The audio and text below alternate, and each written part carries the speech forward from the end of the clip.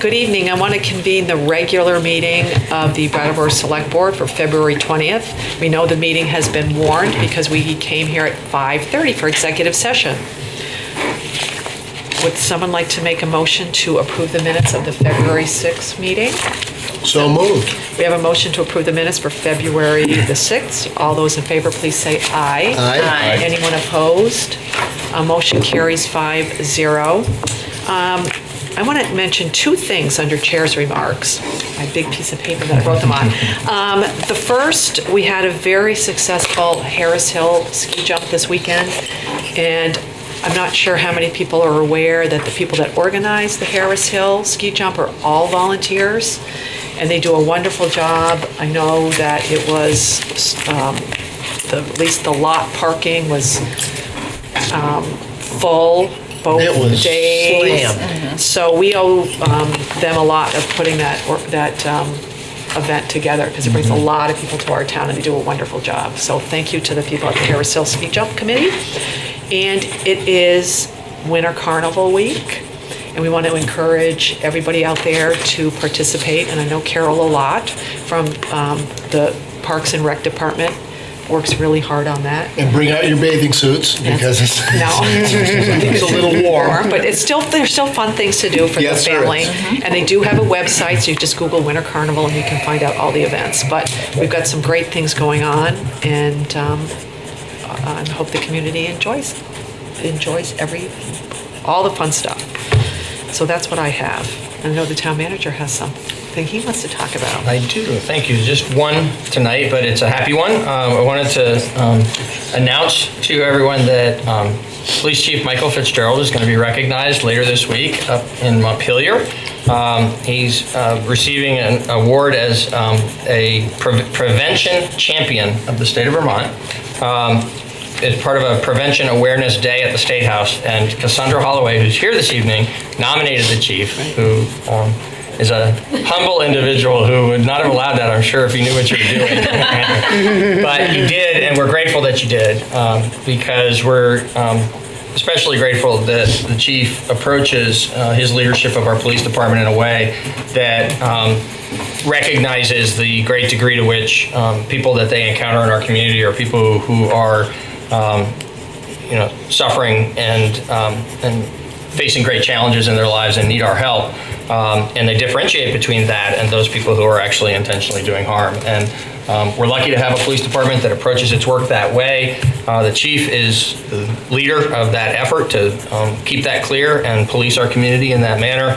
And in her nomination, Cassandra mentioned not only his many years of service with the Brattleboro Area Prevention Coalition, but also with HCRS, Turning Point, and the Police Assisted Addiction and Recovery Initiative, and the programs that assist those who are struggling with addiction in our community. So our police department's really active in that work, and thank you so much for making sure that the chief and the department got recognized for that. Yeah, Thank you. add a little bit to that, because what the chief does is a little outside the box, but it's exactly where we want him to be. And as I said to Cassandra when I got your memo, I thanked her in an email, and that kind of recognition and reinforcement just makes it easier to keep doing that. That kind of support makes the job easier for the chief. It really helps. Thanks again. Thank you. Congratulations. Sure. Oh, sure.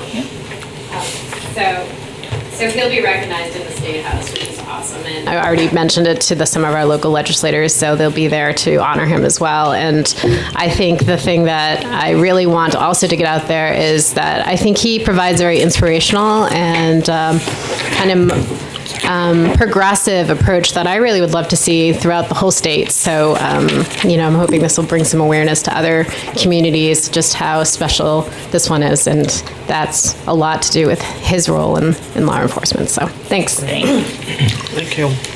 Does anyone, I'm sorry, are you on there? Thank you. Do any other select board members have any comments or committee reports?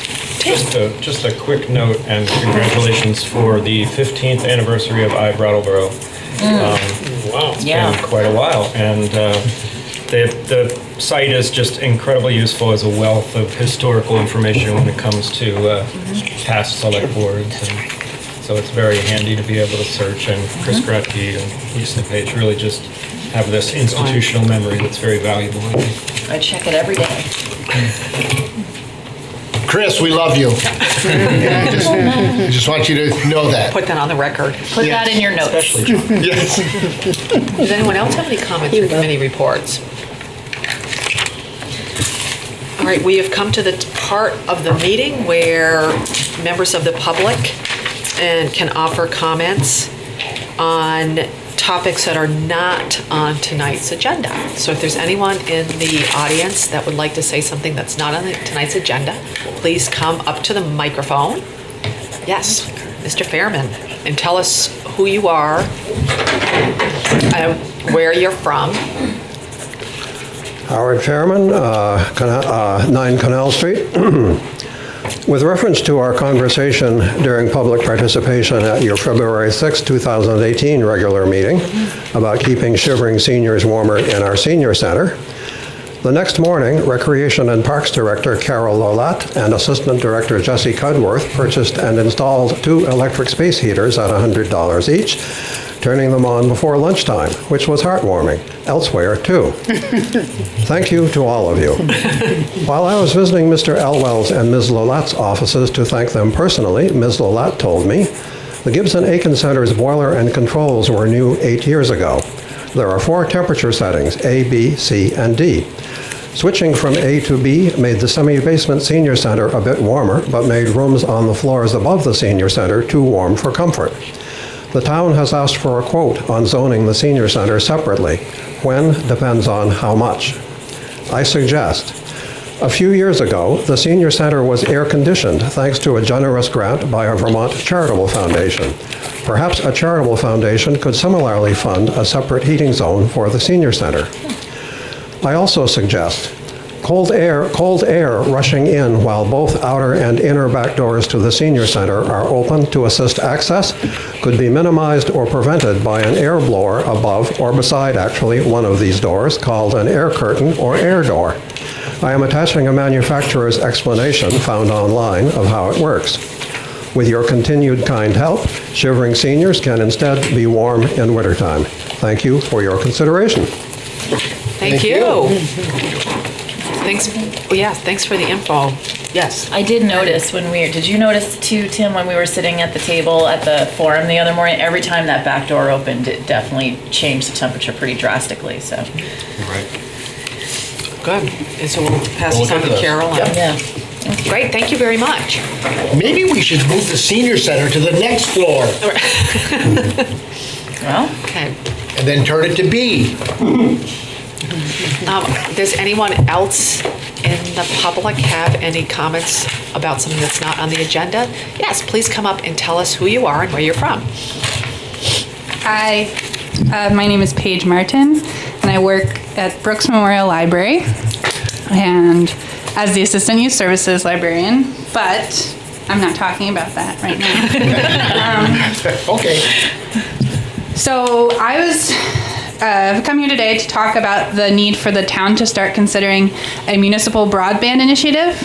Over 750 initiatives exist, and more are popping up all over the country, including in rural areas like North Dakota.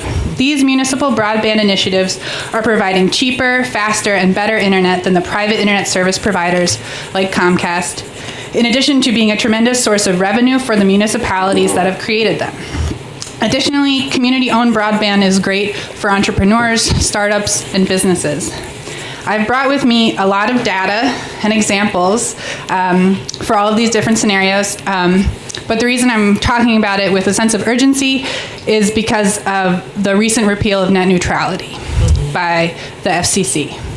For people who are unaware, the repeal of net neutrality means that now internet providers can slow down and speed up internet traffic depending on how much you can pay, and in some cases even choose what information will be available on the internet. Essentially, this ruling is going to create a bigger digital divide between people who can afford to pay for internet access and people who cannot. So what can we do about this? I know Governor Phil Scott has recently signed an executive order requiring that internet service providers that operate in Vermont have to follow the principles of net neutrality. This is a great step in the right direction, but I'm not sure it's enough to ensure that net neutrality principles will be upheld. This is especially important in our area because, like many communities throughout New England and New York, one of our only options for internet access in the home is Comcast, a company that has already been known to be violating net neutrality. Comcast also has been known for some of their lecherous corporate practices, including price obfuscation, adding arbitrary rules and overage fees out of nowhere to bills, charging customers for things they don't want or need. Instead, as a municipality, we could use this period to invest in our own municipally owned broadband network. Just like we invest in our roads, sidewalks, water, and sewer, we could expand on this to include a service that every person relies on, the internet. A study from Harvard recently analyzed the differences between 40 municipal broadband networks and providers and private ISPs from 2015 and 2016 and found that the municipal networks were 2.3 to 50% cheaper while also offering faster and more reliable internet. So communities with citizens who had municipal broadband paid less for internet and had better and more reliable internet. Why does this matter for our community? The answer could be threefold. First, as a source of revenue and savings for the town. The municipal government of Mount Vernon, Washington saves $100,000 per year thanks to its open access municipal fiber network. That's just one example. When you pay for that monthly Comcast bill, where does your money go? It doesn't stay in this community. Having a municipality own and run your internet means that all those monthly bills stay in the community. It is the definition of buying local. Secondly, having open, affordable, and transparent internet is an attractive quality for entrepreneurs and people looking to start their own companies. Third, and perhaps more philosophically, what does it say about what we care about if we can offer internet at a flat rate to the people who live here? People in this community use the internet to run their businesses, to organize political actions, to apply for jobs, to pay their taxes, to take an online course, do homework and research from elementary school to adult age, watch your local municipal meeting online via Facebook Live, or later on YouTube. And those options will only be available at members of the community who can pay to have good internet access. Are we a community that believes you should have internet access if you can pay that higher price? Or are we a community that believes that everyone should have access to an affordable and open internet? And so I just have a few data sheets if people are interested. The first one just talks kind of about the importance of internet as essential infrastructure going forward. The second sheet is about different communities and how different communities throughout the country have created savings due to their creation of municipal broadband work. The third one is about how it also acts as a job creation. And the final one is just a cheat sheet of terms about broadband. Great. Why doesn't this feel like a no-brainer? It does to me. I was just thinking the same thing. I know. I mean, Bring it Do we up. already have fiber optic? Do we already have cable? We have running? fiber. we have Fiber fiber. throughout the whole. Right. Yeah. So, I just don't know why. Thank you. I'm so with you on this I one. guess we're gonna find out. That's okay. I'll just give it to David because I can research. Thank you for bringing that to our attention. I wonder, we don't, since we don't have, I'm not sure Jan's we coming. have an electronic development committee or an economic development committee. We do have an energy committee, and I wonder if they might be the ones to explore this. Or Peter, do you know anything about it? I mean, do you know much about? What we'd want to do is some research to bring back to you, Right. you know, what has happened in other communities and what it might look like here, and see about shipping up. Yeah. It is another utility, and so it has all the Right. advantages that have been described, but it also means Right. creating a new utility, Yeah. which wouldn't Yeah. be something that would just be Right. an overnight implementation. So we should take a look at this and report back to you, which Yeah. we'll be happy to do. That'd be great. Thank Thank you. you. And if you do want any, there's a great website, which I think is referenced on some of those sheets. It's called Muni Networks, munimunicipalitynetworks.org. And they have a lot of great information about how to fund some of these initiatives, how communities have creatively come up with ways to do this without raising taxes, but using grants and things like that that are available. So. Are you sure Comcast will let us get on that site? Probably not. I doubt it. They don't like it when people are. I'm sure. Actively working I'm sure. to create their own municipal network. Yeah. Thank you. Thank you. Thank you. Thank you very much. That's a good one. We'll have Cassandra, and then we'll have Mr. Behrman. I just got excited listening to Paige because as a nonprofit, overhead's hard to fund, and I spend $100 for phone and internet, and so knowing that that could be something that could be lessened as a nonprofit, and there are so many nonprofits trying to figure out how to cover their overhead, I just want to put that out there too. Great, thank you. Yes, Mr. Behrman. As a veteran computer systems engineer, I'll mention that there is one step missing there, which is some organization not in Brattleboro is going to have to connect the Brattleboro network to the main internet. I'm not saying it can't be done, but there is going to be an intermediary, however you do it. Yep. Thank you. Does anyone else in the public have anything that they would like to say during public participation? All right, seeing none, we will move on to health commissioners, and I'm assuming we need to convene as health commissioners. Would someone like to make a motion? So moved. We have a motion to convene as health commissioners. All those in favor, please say aye. Aye. Anyone opposed? Motion carries 5-0. We have one action as health commissioners, which is to appoint a deputy health officer. And there are two of them, and we have one. And we're being asked to appoint Kathy Barrows, who is the animal control officer. And I will have the town manager explain why we're doing this. Sure. So as you mentioned, there are two deputy health officers. Kathy Barrows, as the animal control officer, handles primarily animal-related matters. Brian Bannon, who's the zoning administrator, handles primarily land use and other code violation matters.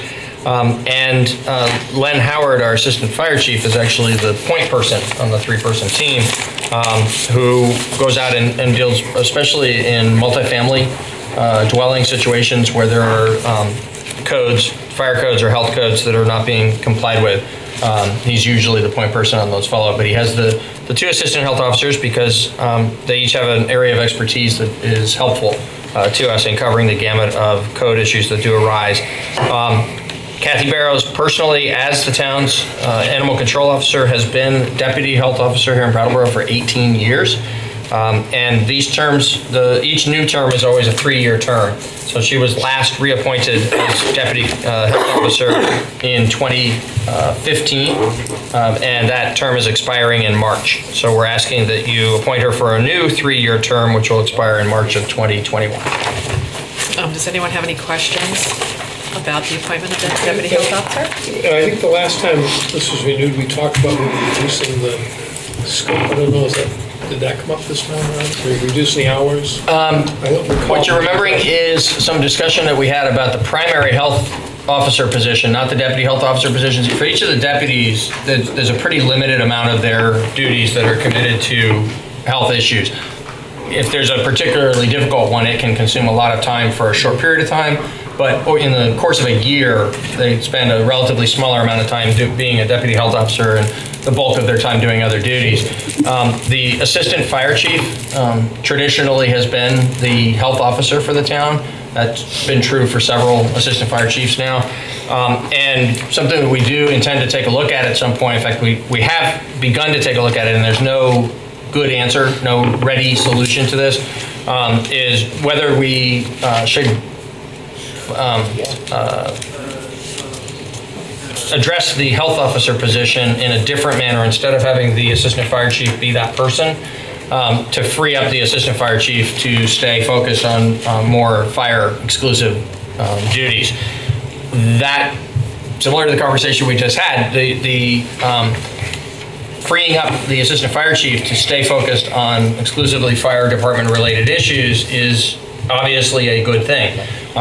The question of how do you get from here to there, or how do you implement that?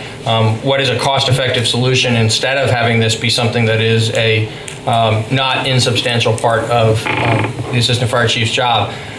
We haven't yet found, we've looked at contracting as an alternative and haven't really found firms that do that sort of work. There are a lot of communities in Vermont, not unlike other positions in municipal government. Many of the smaller communities have volunteers in this position, but that would not meet our needs in a community like Brattleboro. So we, absent hiring a health officer to free up the assistant fire chief, we don't really have a solution at the moment. It's something we're committed to continuing to keep an eye out for a better way. Okay, thanks. Does anyone else have any questions? Does anyone else have any questions about the health officer? No. We're familiar. Yeah, we've been watching. Well, I did that already. There's a fly on the table, and our board chair is very concerned that I should help this fly. Yes, but pout the fly. It's flying around and then it immediately goes onto its back. I think It's not a I science think it class. needs This is for CPR. kids. A fly in distress. Help it! Would you like a motion? On its feet. Thank you. Yes, so no one else has any It's a zombie questions? fly. I move that we help the fly. You just did. And we did. Anyone in the public have any questions about the deputy health officer? Seeing none, John, would you like to make a motion? I move to recommend that the Vermont Department of Health reappoint Catherine Barrows as Deputy Health Officer for a 3-year term ending in March of 2021. We have a motion to appoint Catherine Barrows as the Deputy Health Officer. All those in favor, please say aye. Aye. Aye. Anyone opposed? Motion carries 5-0. How's our fly doing? Would someone like to make a motion to adjourn as liquor commissioner, health commissioners? We have a motion to adjourn as health commissioners. All those in favor, please say aye. Aye. Anyone opposed? Motion carries 5-0. Now, would someone like to make a motion to convene as liquor commissioners? So moved. We have a motion to convene as liquor commissioners. All those in favor, please say aye. Aye. Anyone opposed? Motion carries 5-0. We are now convened as liquor commissioners. And what we are being asked to do is to do the annual renewal of liquor licenses. And I think this is the first time Brandy and Tim have done this, I do believe. It is indeed. The way we do it, and I'm going to turn it over to Peter to explain a little bit more about what we used to do was do them one at a time. It's awful. What we do now is we do them all at the same time. But you don't, what the establishment who wants a liquor license has to do is fill out all the appropriate papers, and it has to be a clear, that they've done that prior to getting a liquor license. So we'll sit here today and we'll say, we're gonna do this, but they don't automatically get it until they complete the paperwork and everything is signed, sealed, and delivered to the town clerk's office. We also have the option of saying, we're gonna approve everyone, but we wanna see X, Y, and Z because they have certain issues. That's what we've done in the past. The one thing that Hillary has done in the town clerk's office, is everybody noticed, is we know what the violations are that the establishments that are applying for renewals have received over the last year. So we can know what's going on. So what we're being asked to do is to renew the licenses, basically, contingent upon them getting all the paperwork to the town clerk's office. I don't know if the town manager has anything to add to that. Just that the staff has reviewed these establishments, and so you always expect of us, rightly, that when these come before you, whether it's an individual one, some other time in the year that's either changing ownership or maybe it's a new application for a new establishment, whether it's in a situation like that or when they're coming as a batch, you want to know whether these have been reviewed and approved by the police and fire departments. These have, as well as in this case, being checked for any money owed the town. None of these entities are actually owing the town money at this time. So they're before you because other than any concern that you might have because of the violations that are noted or for any other reason, which is your prerogative as liquor commissioners. If you want to take a more careful look at any one of these, or if you wanted to reject any one of these, you can name them and pull them out of the group. Otherwise, the batch is ready for your approval as a batch this evening. Now, let me ask you a question, because there were quite a few, and I don't know if David and John agree, there seemed to be more that had issues. Than I've ever seen. Yeah. More than I've ever seen. The biggest issue, there were 9 of them who have violations on, it said education. Yeah. 9 had education violations for alcohol. 1 had violation, I think it's 1 had an education violation on tobacco. Yeah, you're right. Now, is that a systems failure on someone's part? Oh, Cassandra might be able to answer, because it seems weird that it's so many. Well, it also could be that they were down here Cassandra's going to tell us. more that's often. You're right. They were. Yeah. We're going to see more of them. Yeah. So we might see an uptick just Right. because they're doing more compliance checks. So every 2 years, the people who do in-house training, so you can do 3 ways of training. There's one that's online. There's in-person training where a DLC educator comes down and educates, or you can do it in-house, but you can only get in-house training from people who have had training either online or from DL, from the Department of Liquor Control. It happens every 2 years. You have to get renewed every 2 years. So what happened was the people who were supposed to be doing the training did not know that their certifications expired. The Department of Liquor Control does not let them know when it expires, so it's up to them to track when that 2 years is up. So I think what happened, that's pretty much what happened, is people just didn't realize their certifications had expired. Unfortunately, what that means is everybody they trained in-house is also shouldn't be able to sell alcohol because they're also not certified. Got it. Does that make sense? Yeah. Okay. So what we did is, for at least the people that are part of our responsible retailer program, is I got all of the people that they have. There's usually 1 or 2 names that the Department of Liquor Control has, and when they expire, so that I can keep track of at least the people participating in that and give them at least 3 months heads up. And there was quite a few coming up to expiration. I don't know why they were clumped around this time. I think 8 of the 30 were expiring between January and March. So I let them all know. Most of them already knew, I think, because they were getting information from the Department of Control with the renewals. But there are a few that are coming up as well. So just kind of wanted to explain that out normally. But yeah, and so. Well, do we ever hear from you, Cassandra? I mean, because you seem to be really well connected with this. You know, if there was ever a problem that you wanted to bring before us on any of these establishments. I mean, I hope you know that and you feel that you can. But you're part of the review. Yeah, and I pretty much let people know, if they're part of the program, if they've done their trainings. It's a little harder now because they have to pay $25 to be trained when the DLC comes, and that's shrunk down significantly. We used to have 50 people. We had 8 people this time, as an example. So a lot of them are doing it online, and I don't know how to track that. Like, I used to have a sign-in sheet, so that was a lot easier for me to let you know who's coming. Yes, but if I know of anything, I'll definitely give you all a heads up. And if they're not part of our program, it's free, so I can tell you that I can let you all know, I think I already did, but who's participating, who's not, and you may want to recommend that they do participate so that we can support them. One of the things that we are also going to offer, as we're talking about the policy, since I'm up here anyway, is that I've been looking with Hillary on the ones that are made by, a lot of them have been using the template that's on the website, which is great, and signing it, and hopefully they're reviewing it with their staff. But some had their own. A lot of more chain places had their own. Right. So they had what kind of met the requirement as far as the state laws, but when it came to how to support their staff, it wasn't really there. Like the cab number, or when to call the cops, or tips on how to deal with confrontational customers. And so I just created a handout, which I'm happy to share.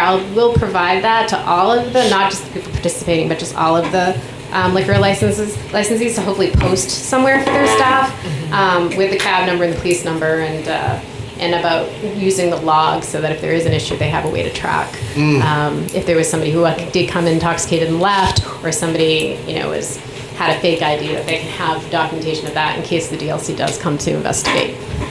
Thank you. So there were 2, people can correct me if I got it wrong, there seemed to be 2 that actually had, that sold to minors. Was it Avenue Grocery and Price Chopper were the ones that sold to minors. And I think what we've done in the past is, if there was something like that, we've asked those people to come in, at least those people to come in.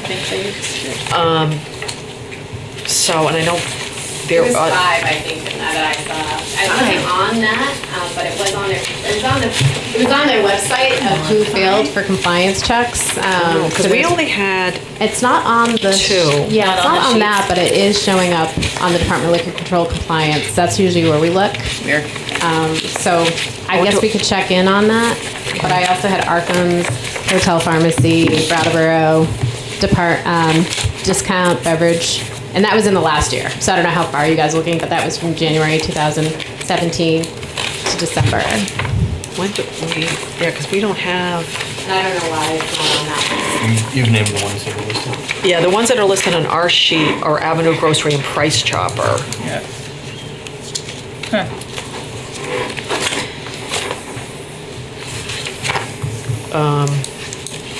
If your preference as a select board is to ask any that have had that kind of a violation to be in to see you and talk about what they did remedial to that, but you want to allow the others to continue on in the process, then we'd be happy to double check the list. Okay, And make sure that we've got the right group of people coming back to see you in 2 weeks. yeah, I've got another. yeah, it's good. I know Brandy has another. I'm looking at page 4, and I'm looking at Indo-American Grocery. Right. And I'm pretty uncomfortable with that.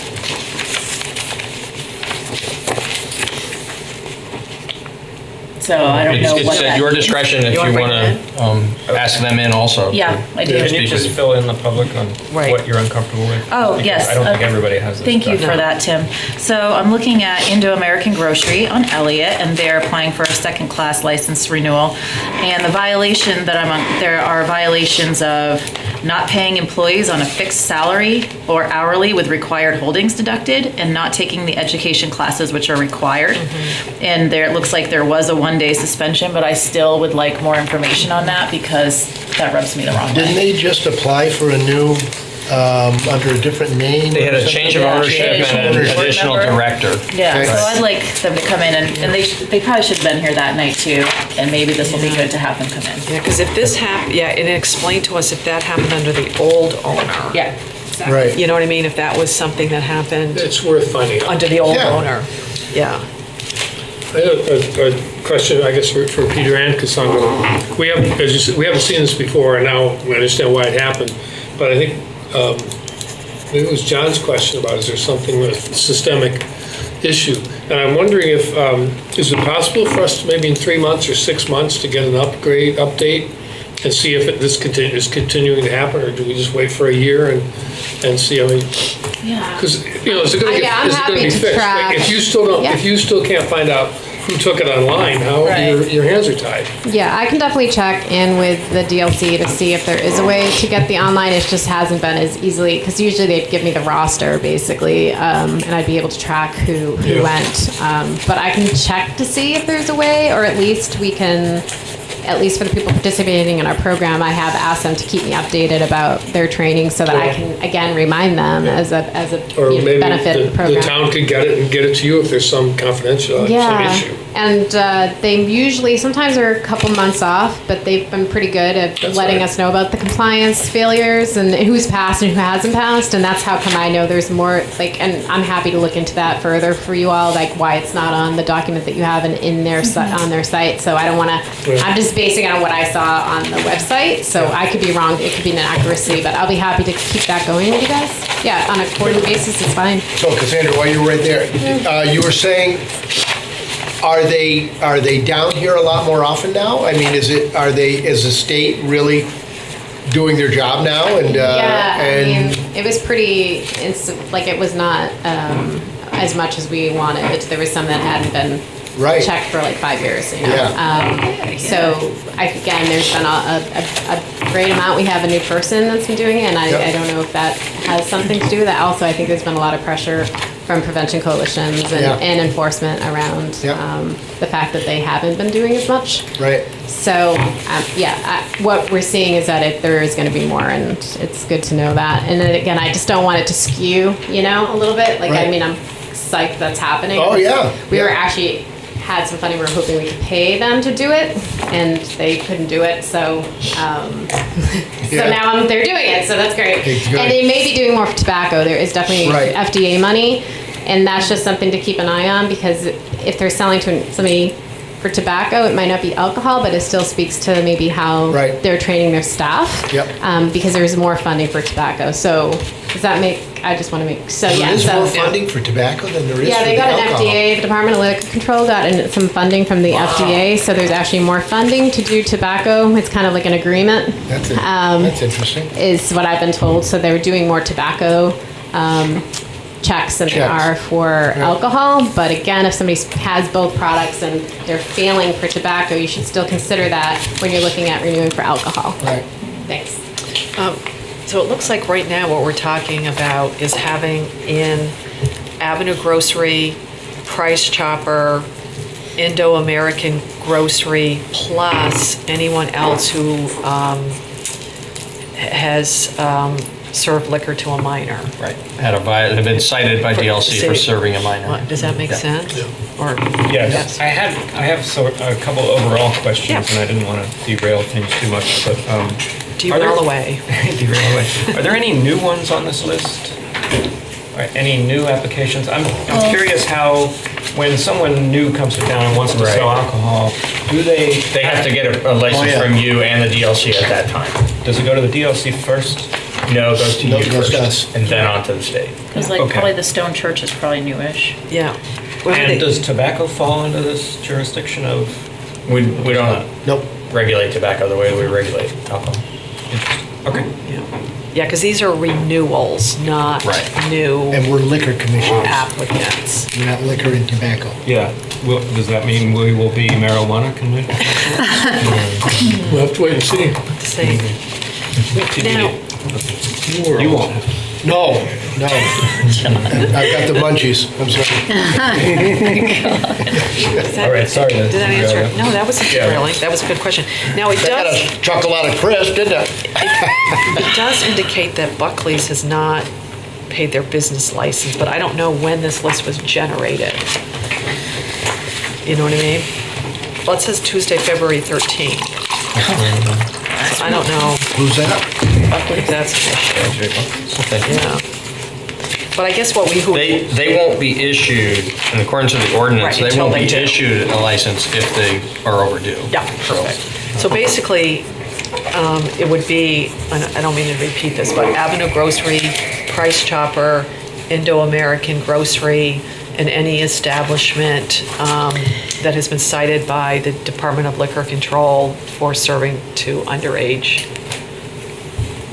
individuals. And you'd like them to be before you 2 weeks from tonight on March 6th at the library meeting room? I would think so, yeah, because they want to get their licenses. Yep. Good. So We're going to make a motion. there is the form that the board has to sign, we have to specifically remove them from the list. Yeah. So anyone other doesn't We'll need to really check being with Hillary specific enough. about Who if they there's are. anybody else that should be noted as having had that kind of a violation that for some reason isn't noted on this list, and we can do that double check and Right. make sure that it's a complete list of the exceptions. So is the board going to sign that tonight with the understanding that we still have further work to do, or are we putting that signature off until our further work is Well, I done? think we can sign it. Yeah, I think you can too. You're entrusting us to Right. identify correctly who needs to come back Yep. to you. And once we've identified who that is, we'll take them off of this paperwork. No So I problem with think that. you could go ahead and sign. Yeah. Right. And was TJ Buckley's on that list also? No. No. Okay. No, because they won't get it until they pay. That's right. There is a section for with the exception of. Right. Yeah. This tag is itchy. Good. This used to be Thank you. quicker. I know. Well, when you have violations, there's nothing to talk about. I know. Does somebody want to make a We're gonna motion? be cranky next time. I move something. To Make it up Do I as you need go a along. to approve the renewal of, What I would do, Brandy, is read the whole thing and then say at the end. Okay. With the exception Yes. of. okay, to approve the renewal of liquor licenses, outside consumption permits, and entertainment licenses for the entities as presented, with each individual license renewal contingent upon the licensee providing the town with the necessary documentation, not having any outstanding debt to the town, having a valid current business license, and complying with any police and fire department requirements. The exception here would be those businesses that we are asking to have come and see us in 2 weeks with violations regarding serving minors, as well as Indo-American Groceries for their own cited violations. And Avenue Grocery. And Avenue Grocery. And Price Chopper. And Price Chopper. Right, which will be included within that other Thing, group right. because they serve to minors. Does that make sense? Does that make sense to everybody? Yes. Makes sense to me. Okay, all those in favor of that motion? Aye. Please say aye. Aye. Anyone opposed? Motion carries 5-0. Great. Cassandra, thanks for the help on that. Yes. Oh, yeah, thank you, Cassandra. Would someone like to make a motion to adjourn as liquor commissioners? Moved. We have a motion to adjourn as liquor commissioners. All those in favor, please say aye. Aye. Aye. Anyone opposed? Motion carries 5-0. Would someone like to make a motion to convene as water and sewer commissioners? So moved. We have a motion to convene as water and sewer commissioners. All those in favor, please say aye. Aye. Anyone opposed? Motion carries 5-0. We have 2 issues before us, as water and sewer commissioners. The first is a request to abate the late fees at 98 Green Street. And I will let the town manager explain. There's a memo. There is a memo, and I believe that the appellant is here, so I think you probably want to hear from her, and I'll be happy to. You can come on up and sit down if provide you'd additional like. information. Make it comfy.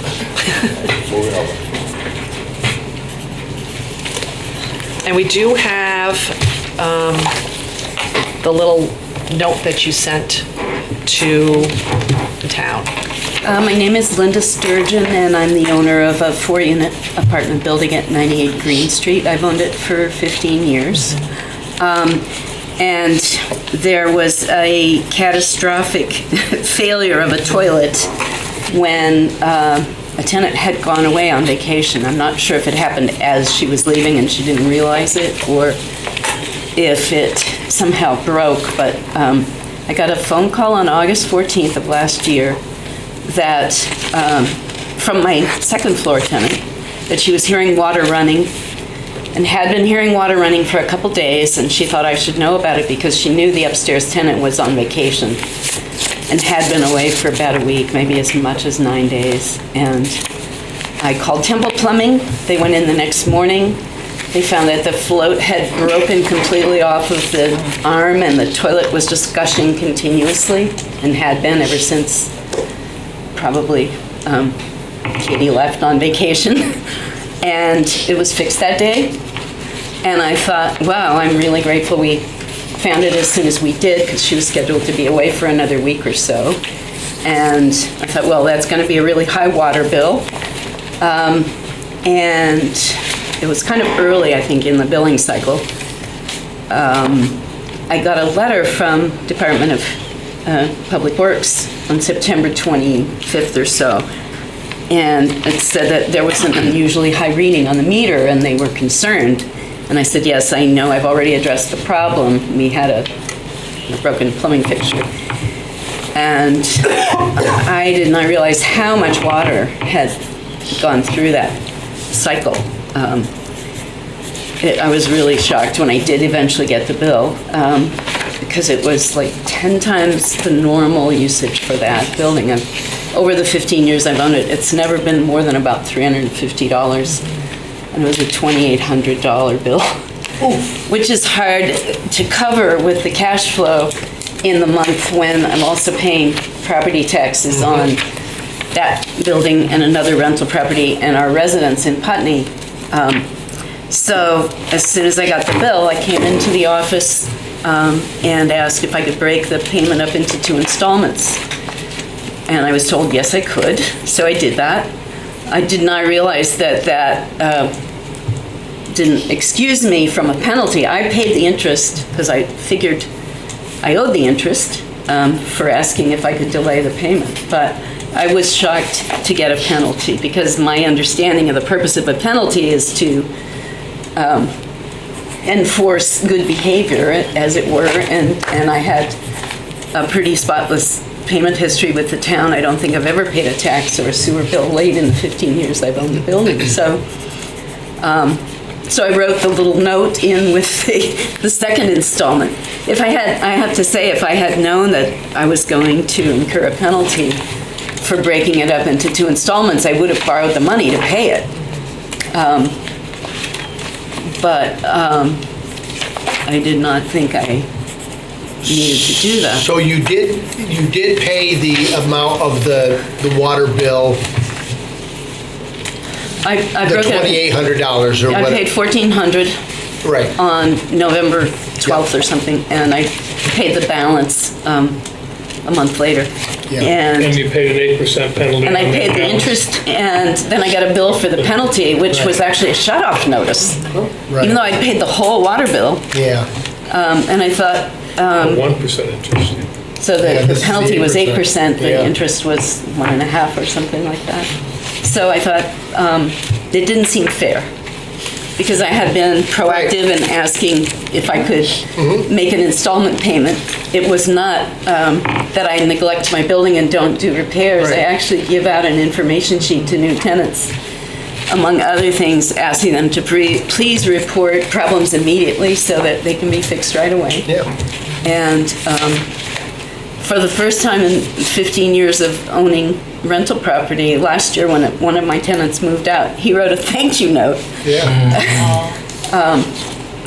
which is usually not what happens. But that's basically my reason for asking to forgive this penalty. It's, I'll go first. Make the motion. Well, yeah, I mean, it's bad enough you had to pay the $2,800 for, something that, I don't know if, I don't think this will set precedent on anything. But maybe somebody could argue about it with me, but I could see abating this. I mean, Plus, it's all clean water going through the Yeah, septic. I know, it was It's not about treating it. it's bad enough really that you bad got the news. $2,800 bill for the water. Tried to make the installment. Yeah, I'm just one of 5, so I'm. But Yes, I think the town. So I need to shed a little bit of light on this. I want to first say that everything that Ms. Sturgeon described, we believe to be accurate. The facts are as you described them. And on a person-to-person and more compassionate level, we feel like you stepped up and did the right thing. You came and identified the issue and how you were going to make installment payments, and you were approved for that, and you did that. The challenging part for you as water and sewer commissioners in making this decision is that the rules as set forth in the ordinance and as enforced by the staff equally for everybody who's part of the system is that balances that are not paid by the deadline for any given quarter are subject to the interest and the penalty. So, we can discuss changing those rules if you would like to consider doing that as a separate action that would affect everybody in the system. But there are many other people over the years who have been in a similar situation and were required to pay both the interest and the penalty and did pay both the interest and the penalty. So that's why, from an even-handedness point of view, the staff didn't waive this, but instead said you had a right to come here and make an appeal to the water and sewer commissioners if you wish. And I think that's sort of, I totally feel for you. Like when I saw the water bill, I thought, oh my God, I think I would have had a heart attack, like right on the spot. And we've had people come here before us and wanting us to, either say you don't have to pay it or what. So that's why I'm a little uncomfortable about not following the ordinance, because we haven't, as far as I've been on the board before, we've never said to somebody who's come in here and said, it's okay, we're not gonna we're gonna abate your thing. So that's why I think if we're gonna change the rules, we should change the rules for everybody. Can I ask a question? Yeah. A legal question? Does the board see any difference in the definition between interest and penalty? Because part of my questioning this is the definition of penalty in my mind is punishment. It's punitive.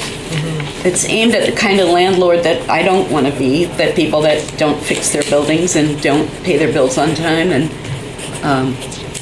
I think punishment isn't appropriate in this case. And we're the commissioners. I know that there are certain guidelines, and they're guidelines that we have to follow. But I think as commissioners, as a body, as a whole,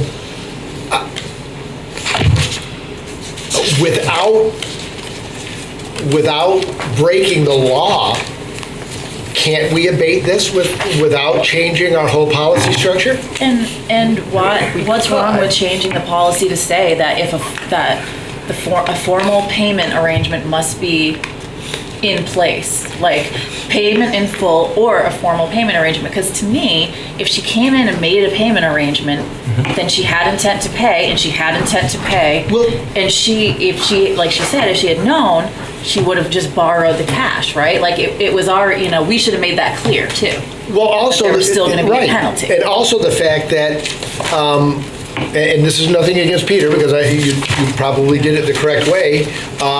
If that is the case, why come before us? I mean, Truth. Then it's just why come before us? So why, even Right. deeper question is, Right. why are we even here if it's not to? Right. If it's not If the rules are so rationally, perfect that they apply exactly correctly and right in every single case, then we don't need to be here in the first place. This is a case that is really exceptional, and I think because it's exceptional, it's not going to endanger a precedent, because if this happens again, we're going to probably want to make the same decision. And we're going to change the ordinance because clearly it's not clear enough. again, I've been around here for 8 years. I've never seen one that was this Awful. that was this hard to say, yeah, we got to impose this penalty. Yes. But So, sticky wicket. well, it's not just a guideline is the thing that I'm stuck with. So Right. it is an ordinance. It is the town's law regarding this matter that says on all water rent bills remaining unpaid after the due date, an 8% penalty will be charged.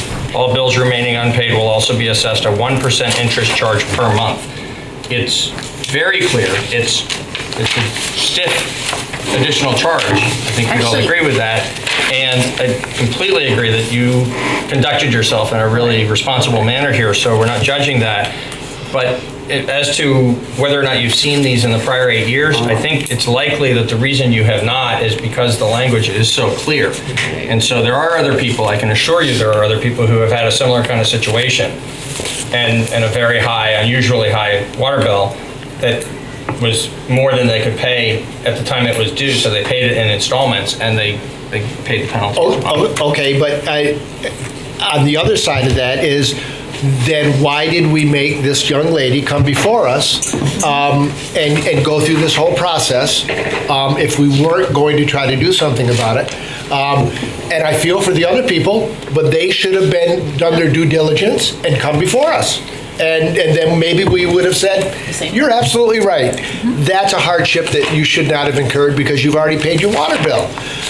So for me, as a commissioner, I think that's our job, is to evaluate each one of these that come before us. I mean, I'm just looking at it as that's why we're here. And if that wasn't the case, then somebody before Mrs. Sturgeon got to this point should have said, sorry, you have no other recourse, and that's it. But to come here and to take time out, to sit here for a couple hours and then to have to, process this whole thing and to come before us and for us to say, no, sorry, that's it. I just don't think that's right. And I think the other people who were in this kind of a situation should have come before us and said something. So maybe we can change, how it's written or whatever, but as far as this case is concerned, I'm absolutely happy to abate this. I got a question. Did anybody tell you there was still going to be an 8% penalty? Only after I got the bill. But not like when you came in the office and you're like, oh my God, holy crap, I got to do this in 2 installments, and they said, that sounds great. Were you told at that time? Nope.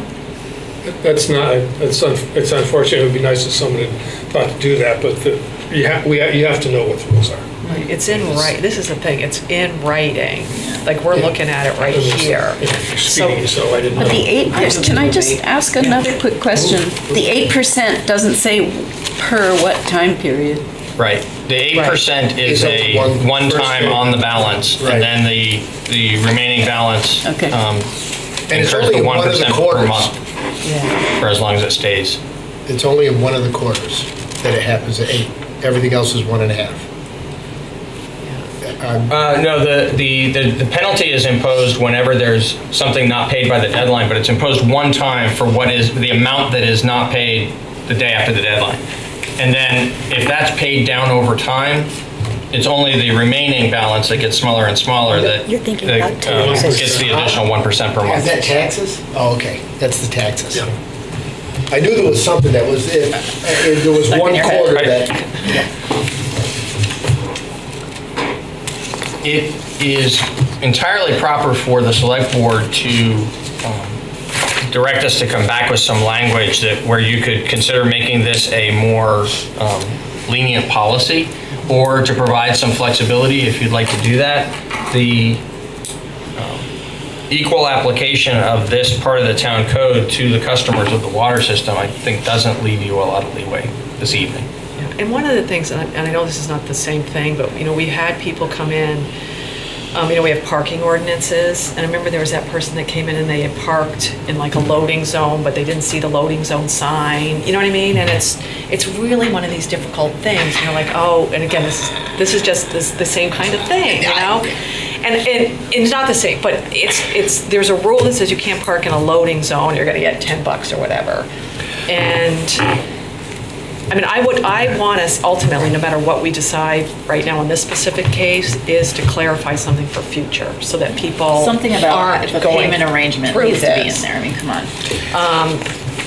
So that we do have the leeway. And I know, John, I know your argument is we do have the leeway because we're water and sewer commissioners, but,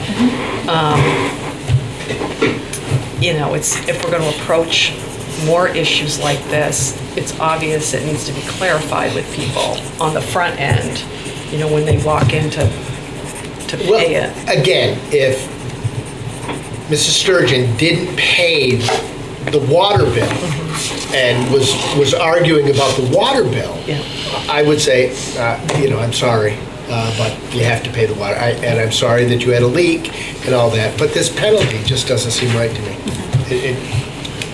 I'd like to, Peter, I want to thank you for keeping us aware of what we're supposed to be doing. Yep. And then unfortunately, I'm going to move that we abate the penalty fee on the apartment located at 98 Green Street. This is Sturgeon's bill. We have a motion to abate the late fee on 98. Is it the late fee? Yes, not the penalty. It's the The penalty. penalty late fee, okay. the penalty. The late fee on 98 Green Street. All those in favor, please say aye. Aye. All those opposed, nay. I'm sorry. You're right, Motion Kate. carries 4. You're Motion right. It's the carries- right vote. Motion carries 4-1. We but- probably are. We'll also look at the Right, but I do want to look Right. at the policy, because I don't want someone to get in that same situation No. when Yeah. you Right. don't know. It Right. needs to be made more clear. Like, at least when you come in and say, I need to do it over time, well, do you know that there are these Right, things right. associated with it? Right, because we don't know how many other people are facing the same. I feel it's counterintuitive. That's my biggest problem with Yes. that. If someone came in before and made arrangements, it's very tough for me on a compassionate level Yeah. to think that we should have a policy that you This still have penalizes to Right, pay. and you're trying to do the right thing. Because that is the opposite of encouraging people to be Come in, responsible. otherwise they're going to be like, whatever, same So outcome. you've been abated. Thank you very much. I appreciate you taking the time. Yeah. And then you've opened our eyes up to it. Yeah. So thank you for coming in. Yep. And I'd like to say, I've been in the building, I think my good friends Jill and Mo used to Oh, live yes. there. And so it's really nice, it's a nice Well done. apartment down there. It's a really nice building. Thanks for taking Got care a of lot our of clean community. water. Way more, a little less now, but not needed. So you may want us to reopen the liquor part of this as liquor commissioners. Thank you. Yeah. Thank you, miss. Okay, we have one other issue under Water and Sewer Commissioners, and that's a pollution control grant. So I mentioned this. This is good news. This is great news. I mentioned it last meeting, and now you've got the paperwork in front of you to be able to know the real numbers and approve, hopefully here in a moment, the town's receipt of $2,368,442.12 from the Vermont Department of Environmental Conservation. Who would say that? It is going to pay down a portion of the balance on the debt that we owe for the septic and sludge improvements at the wastewater treatment facilities several years ago. The story behind this, as you know, is that we applied for these funds at the time that we were initiating that project. That was over 7 years ago. There came a point in time when we were advised by the state that under that program we were eligible for over $5 million. But there was no funding in the program at that time at the state for them to actually make payment on eligible grants. We were advised recently that there is now some funding available in that program, and so they're making partial payments to people who have been previously deemed eligible. So we're receiving this almost $2.4 million, which will pay down our current balance of $10.765 million to $8.397 million, a 22% reduction in the balance owed. We will still be paying this debt until December 1st of 2033, but our annual payments in retiring that debt are going to be reduced, which will improve the cash flow in the water and sewer fund. Peter, when do we get this? As soon as we say yes. It'll kick in here in the matter of the next couple of weeks. I think you'll approve it tonight. I'll file the right paperwork with the state tomorrow. I don't know the exact date that the balance will be reduced, but we'll be advised by the state when that happens. That doesn't go It'll to be your very soon. vacation fund either. I want to see your checkbook after. And Peter, I think somewhere here you mentioned that you would do that you would do the accounting on that when we get when we talk about the utility budget in the spring. Yeah. When we talk about the FY19 utility budget in the spring, we'll take that into account. Yeah, because we don't know at this moment exactly how that's going to affect the payment. We know that it'll reduce the payment, but we don't know by how much. So we'll learn that, we'll inform you. And I think in the grand scheme of things within this fund, it's probably not going to be a huge amount, but certainly it's a material reduction in this particular debt. Yeah. So, Yeah, but I was so thinking, we'll have real numbers in front of you in another couple of months. I still always get a kick out of this. They're giving us a $12 million or a $2 million check, and they've got 12 cents in it. Where the hell does that come from? you add those 12 cents up and you got. I'm sorry, it's just always, well, so I'm going to, Want to make a motion, John? sure, to accept a pollution control grant in the amount of $2,368,442.12 from the Vermont Department of Environmental Conservation to retire a portion of the town's debt for sludge and septic processing improvements at the town's wastewater treatment facility. Is that the largest amount you've ever paid on a debt check? That's the largest amount, yes. We have a motion to accept the pollution control grant. All those in favor, please say aye. Aye. Anyone opposed? Motion carries I will 4-0. shoot anybody that was opposed to that. I'm sorry, 5-0. Thank you. I forgot Brady came back, yeah. She hadn't left yet. But you weren't here earlier, that's why. You know it. I'll leave in a minute. Yeah, so that will be 4-0. Would someone like to make a motion to adjourn as Water and Sewer Commissioners? We have a motion to adjourn as Water and Sewer Commissioners. All those in favor, please say aye. Aye. Anyone opposed? Motion carries 5-0. We're going to move on to new business, and first up is John O'Connor with the Town Finance Report. Thank you, Kate. So included in the packet is the January financial report. And as of the end of January, we're 58.3% of the way through the year. And after making our prorations that we make every month, the standard prorations, the budget would stand at 55.9%. Utilities fund was at 61.6%, and parking was at 55.3%. And again, after prorating the insurance expense and the interest expense in the utility fund, that would bring the year-to-date down to 57.5% of the budget. So in all cases, after making the prorations, we're under the target for the end of January. Solid waste disposal fund had revenues of 55.2% and expenses of 55.3%. Oops. And again, January's revenues are not included here, as well as January's curbside collection and tipping fees. Those won't be recorded until this month. The loan report shows that we had $4,473,009 in outstanding loans issued through the town's various loan programs. 3 loans had payments that were overdue, and 2 loans are in default and fully reserved. The program income report shows that we had $416,801 in available funds for additional grants and loans as of the end of January. And finally, the grant report contains various information on 45 active grants and 10 grants that are currently in the application process. And that is my report. If you've got any questions, any specific questions on any of the numbers that are included in the report, I'll certainly try to answer this for you. Does anyone have any questions? I have one. It seems as though we are maxed out on our winter road budget. Yes, we are. So that's a big deal. So, yes, obviously that's not going to be a concern tomorrow when the forecast is for 70 degrees, but as we go on through the weeks ahead, if we get some additional winter weather, we have completely expended our salt and sand budgets for this year, and overall our winter roads maintenance budget is 96% spent. This is always a hit or miss number. When we budget for this, we use the last 5 years rolling average to try to be in the neighborhood. And, again, if we have a latter part of the winter this year that's harsh, we're going to go over this year. There are other years when we have a milder winter and we come in under.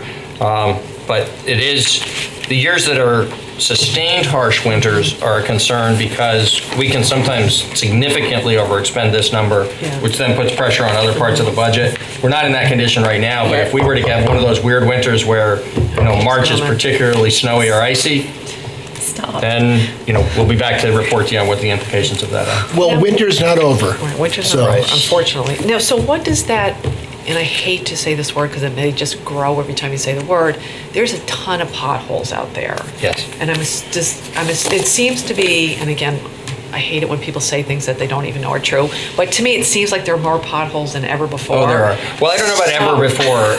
It's certainly the worst year we've had in recent time, town-wide. So Western Avenue was a real problem a few years back. This year, across town, we have it, and if you remember, we've had everything from, days of melt. Yeah, thank you. There were the bitter cold days right after Christmas. We had in the better part of a week when it was well below 0 at night and only in the single digits in the day. So everything hardened up, and then we've had almost right after that days in the 50s. Yeah. We're going to have a day in the 60s today and a day in the 70s tomorrow. It could well freeze up again in a few days. It will. It's a really tough environment to keep the roads smooth. And so we do have a tremendous amount of maintenance going on daily Wait, do to we try to worry keep that we're going to run out of money? Well, no, we're gonna keep patching the potholes, but we're gonna overextend some of the line items in the public works budget and need to adjust, account for that in savings elsewhere. So I was thinking about this for the last couple of days because I get to drive around town a lot, and there are a lot of potholes, and I want to talk to Steve Barrett or somebody in Public Works about this. What they're doing is futile. is absolutely futile. And I would rather put up signs, even those electric signs that we have that says, Slow down. we have potholes. You will break a We tire. we are not going to fix these potholes until spring, because I'm telling you, Because it's gonna, they fix them in one day, and the next day, All he needs water. and that's all it needs. And I think that we're in a losing battle on this one this year. And it's wasting money. To me, So this is just so much fun. Potholes are so much fun. but To it's, talk about. I would like to see just separated, and I'm saying this facetiously, but I would like to see separated out the cost to the damage to those orange barrels that we're putting out there, because they can't even stand the abuse. They're knocked over and rolled over and driven over. It's well, unbelievable. it's just, And we do, I support continuing, I'm not sure what you're saying, John, but continue to do everything we can. But put more barrels up and just, I would, and slow again, down signs, because people, I just think have that to, the you have to fixing, go slow. the fixing of the potholes This is is not very fixing the important. potholes. I saw something on Facebook with a guy planting, did you see this, Tim? Planting beautiful tree in it? tulips and into the potholes so that We've talked people wouldn't about that. drive into them, and I think that would be lovely. Like the flower barrels, just stick one Little into the daffodils. pothole. You live in another world, don't you? So put some little flowers. We would need a lot. We could start an adopt the pothole program. Yeah. That would be fun. If somebody lives right there, you could go out. That's your pothole, go fill More it than up every day. 12,000. I think our town manager wants to be the voice of reason in our discussion. Yes, Peter. Right. I could just, you gotta let yeah, us- come on. So here I come with my wet blanket again. Your frustration is understandable. I wouldn't refer to it as a waste of money, but it is a costly Yeah. endeavor and an uphill climb in a winter like this. The alternative, if we were to just leave everything for spring, is to have a really Impassable. dangerous situation on local roads and consciously let it stay that way. And that's not an acceptable alternative. So And that if is the full liability. select board would like to have a more complete discussion of this on a night when we have Steve Barrett or That would others be here, good. Yeah. we can talk in a more fully informed way about, the kind of factors that they deal I with guess in we should deciding be fully informed. where to patch and when to patch. Send out But we flowers. need to be patching. Are you suggesting we should be fully informed? Worst meeting. That's really asking for trouble. Sorry. No, I know that it was the wrong term to say that it's a waste of money, but I know what you mean. It's like a but it just seems. a sinking ship. It's very kind of. expensive, and maybe fill the ones that are really big, but all these other little ones that, They get really big, though. With Right. tulips. Build If you don't do anything to them, they get really big. It's just they crumble the ones around them because the water gets in the moisture. It's a disaster. I started the whole thing. Sure. So we'll make it an informational item for Yeah. March 6th. The timing will be good, actually, because either we'll have had some sustained warm weather and we'll be dealing with muddy roads out in the hinterland, or we'll have some new Yeah, can't wave of winter and can't be wait dealing for with some mud more road season. problems in That's town. right. So we'll have Steve in and we can have, again, Was it tell us 2 what's years ago that the state paved that Yeah. section of the highway? yeah, and it's right back. Wow. We have asked them, there is a That's when larger you lost scale. the wheel, right, Kate? You blew out a tire a couple of years ago. Yeah, tire the other Then I day. want a crusade to get the There's a larger scale project, I'm sorry. paved. I said, no, that's when I went on my crusade to get the Oh, they're street too much paved. fun. There's a larger scale project that the state is proposing and that we'll be undertaking soon. I don't know if it's this coming summer, but in one of the near years of their capital program for VTrans, to do roadway reconstruction on Route 9 Yeah. from the Edward Heights, where it becomes town road, Yeah. out to Wilmington. And so we've asked them to just extend it, in the proportion of a project that large, that little extra distance to come Yeah. into town Yeah, from well, Edward they're right Heights there. to exit 2. We've asked them to increase the scope of the project. We'll have to see if it. Can they use that rubber pavement? Isn't there a rubber pavement that they were using in Maine that has like more flexibility? Again, that's a very excellent question for Steve Barrett. So we're going to Oh bring him yeah, in. 2 sorry, weeks I from now. forgot that was our agreement. Concrete is even better. I wanted You're to, saying rubber, not hemp? basically? I will say hemp. Don't get me started. I want to know how Plant the hemp in the pot. I want to know how the ASL interpreters are getting all this in. Oh, yeah. Which one they're picking up? Everything you say, John. Well, now we'll pull up, I was the one that uttered the words pothole, but does anyone have any other questions or any questions at all for John O'Connor? John wanted to go home 10 minutes ago. Does anyone have any other questions for John? Nope. Thank you. Thank you, Thank you, everyone. John. Good job. Appreciate it. Something really serious. Yeah, next up is, we're gonna have a discussion and we're being asked to approve Friends of the Brattleboro Town Cemeteries, and Jackie Stromberg is here, and you can come right on up. Oh, yeah, come on up and. Oh, sit come on up. down. Be comfortable. Come on up. Yourself at home. Miss Jackie. Yep.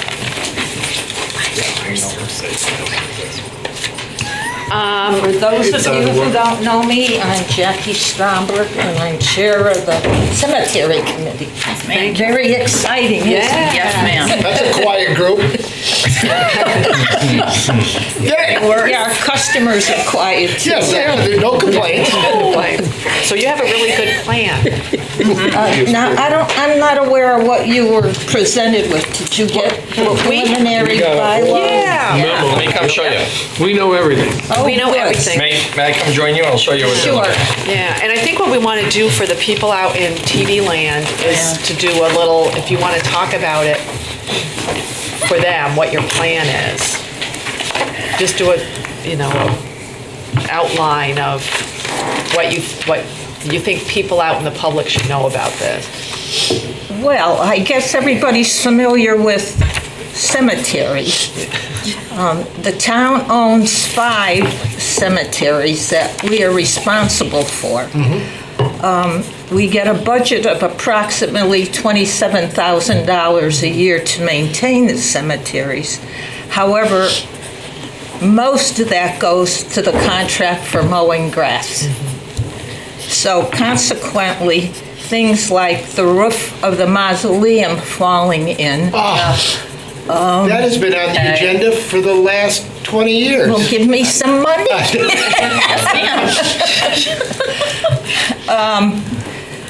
We need a fence around Prospect Hill School, Prospect Hill Cemetery. There are tombstones that are knocked over. I mean, in general, our cemeteries are not very good condition. And I'm talking about the 2 major ones that you see, Prospect Hill and Morningside. The other ones that are off a little bit are worse, almost to the point of they look like they've been abandoned. And, you wonder, well, are cemeteries necessary? Well, unfortunately, our culture uses cemeteries. And I just want to tell you a couple of things about cemeteries. Cemeteries are a tangible spiritual link to the departed. Each community's history is authentically recorded on gravestones.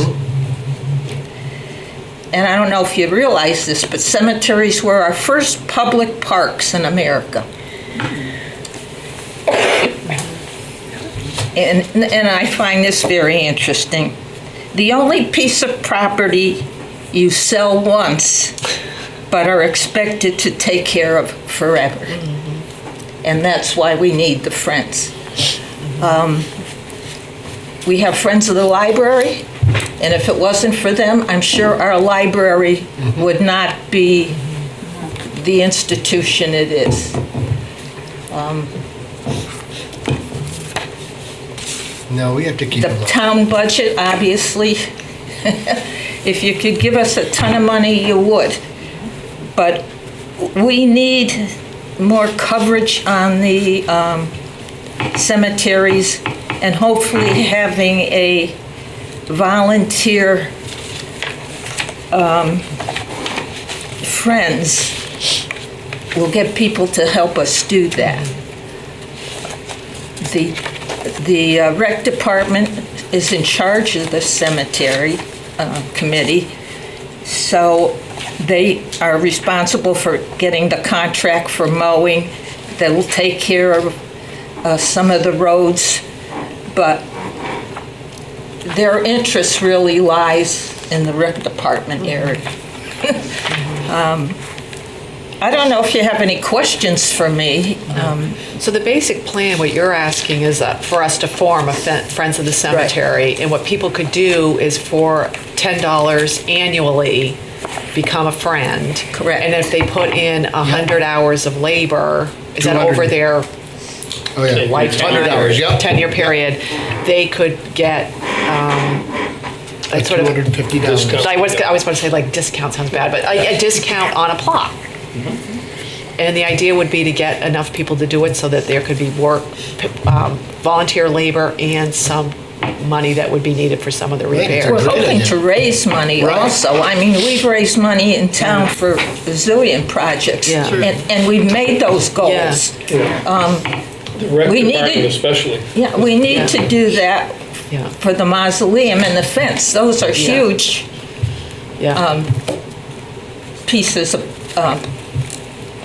prices that we have to deal with. The mausoleum. has Little to be things done. like we need signs. We don't have signs on the cemetery. Somebody comes in from out of town, they don't know how to find Prospect Hill or any of the outlining cemeteries. I think it's a great idea. No, Jackie, just one little point on the signs. The town, we make our own signs. We have the ability to do that. So that's something that rec and public works might coordinate and save some money on. Yeah, that would be helpful. We've talked to the gal in rec department, I forgot her first name. Carol. And she seemed to think that we had to buy them or something, but we'll look into that. Well, we can look into it too. Peter, yeah. I'd like to just amplify two quick things, two parts of this. So the incentive part of the discount is intended to try to grow membership, but then an equally important part is to the work days, the volunteer work days that are envisioned, which is really where the improved condition is expected to come from this. So there's the fundraising piece that would be helpful to be able to do some of the larger things. But just by getting a critical mass of people who are going to join together and care about the cemeteries and keeping them in better condition will allow us to do things more than just take down unsafe trees, which is about the extent mowing and removing unsafe trees is about where our $27,000 a year gets us. So we quite agree that cemeteries need more attention, and we think that the Friends idea is a great way to move in that direction.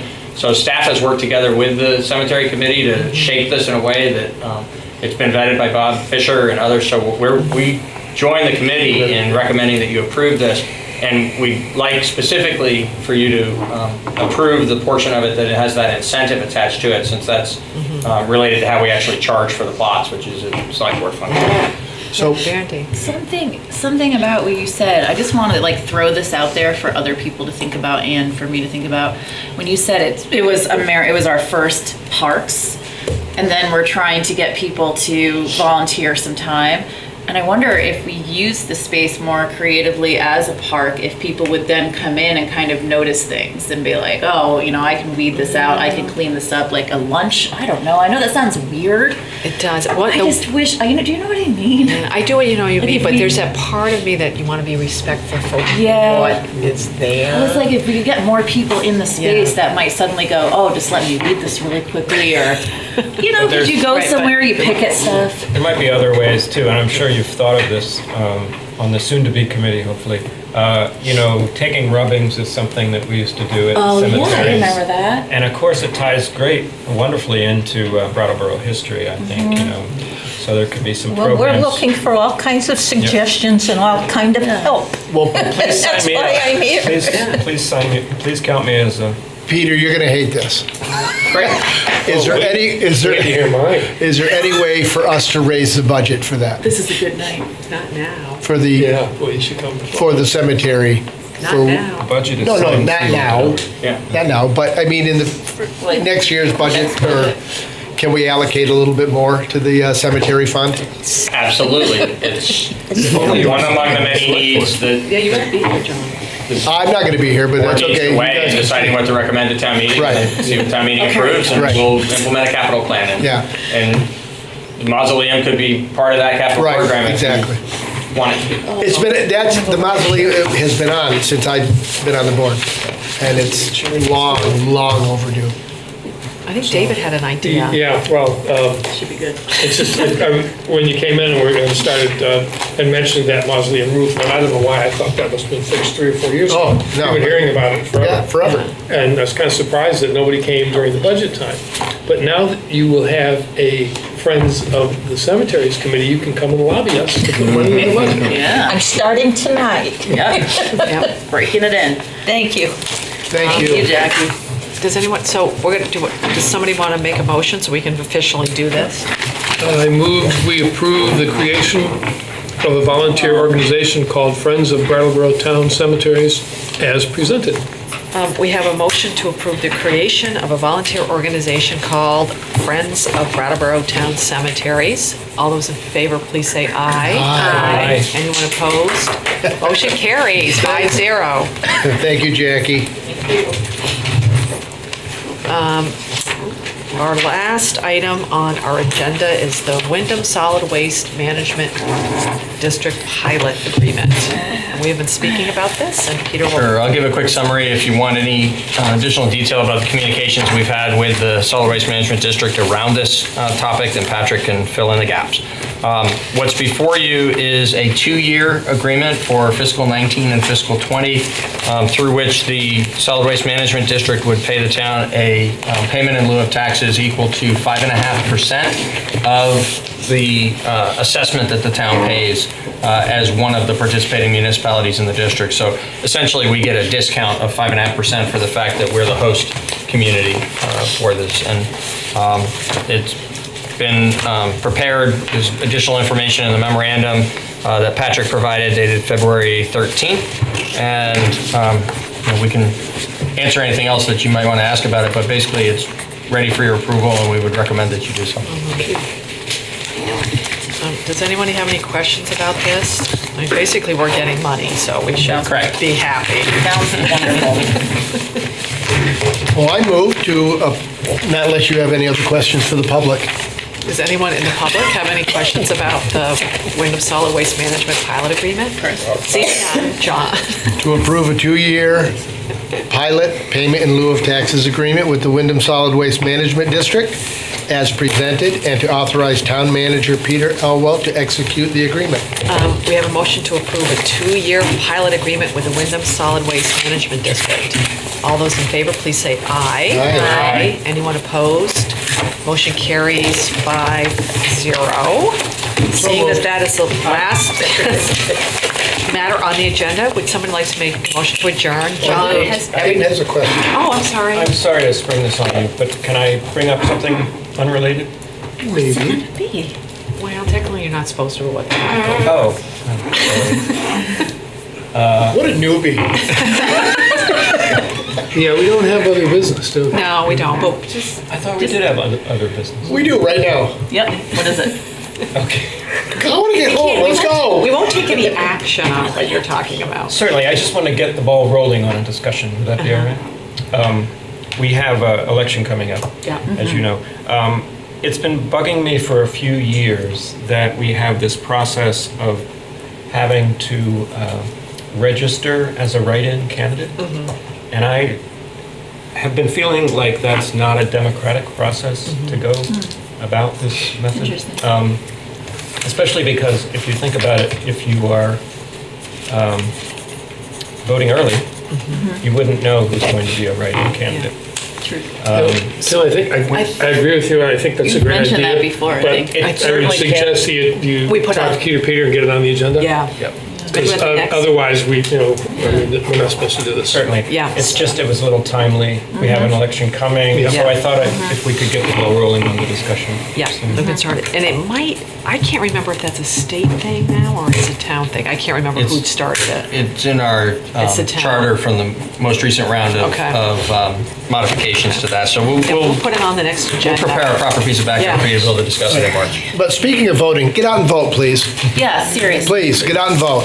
Sorry to mess with you. Yeah, there's a TV show tomorrow night, right? Do it. There's You on a, TV tomorrow night? there's a, Yes, there's a, we are doing a PCTV. live, yeah, At 6:30? Candidates forum, 6 o'clock. 6 o'clock. candidate forum. Get out and vote. We do know where you live.